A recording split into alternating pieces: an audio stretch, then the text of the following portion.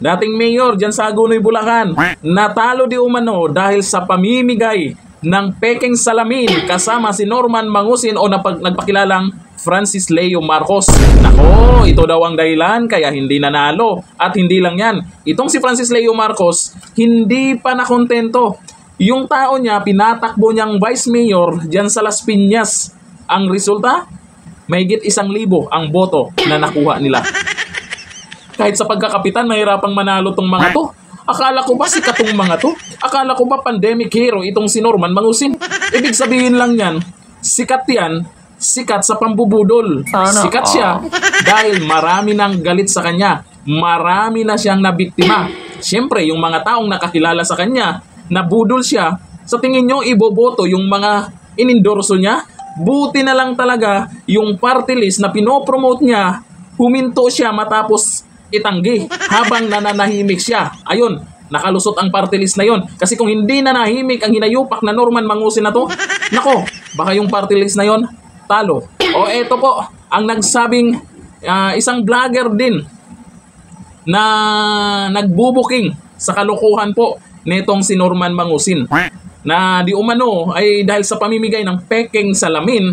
Nakaraan po kasi meron silang sinasabing, may sinasabi kasi itong si Francis Leo Marcos na big time humanitarian daw, namimigay sila ng salamin. Ay yun pala ang naging dahilan kung bakit itong mayor ay, siyempre kung ako naman, pipila ako ng napakahaba dyan, magpalista pa ako sa barangay, tapos pag nakuha ko na yung salamin, yun pala, kung saan lang nanggaling. O eto.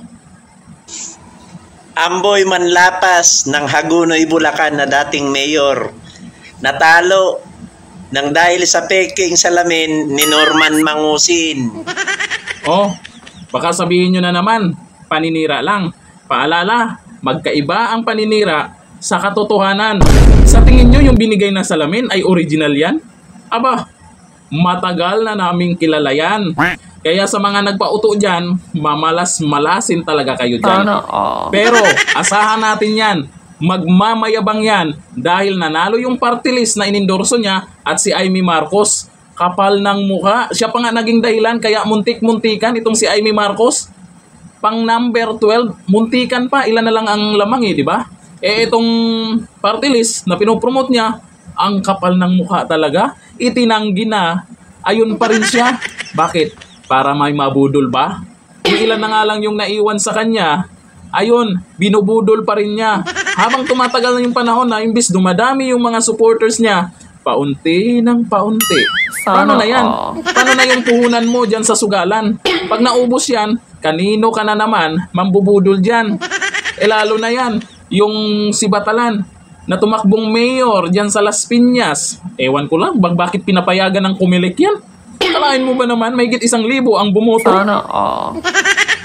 Naku, nakakaya no? Yan ba yung, ay, Batalan, ito yung nagsasabi sa akin na hampas lupa daw ako itong si Batalan na tumakbong vice mayor dyan sa Las Piñas. Naku, may mga kasamahan kami dyan. Natatawa na lang sa taong yan nung ikwento ko kung sino dahil hindi nila kilala.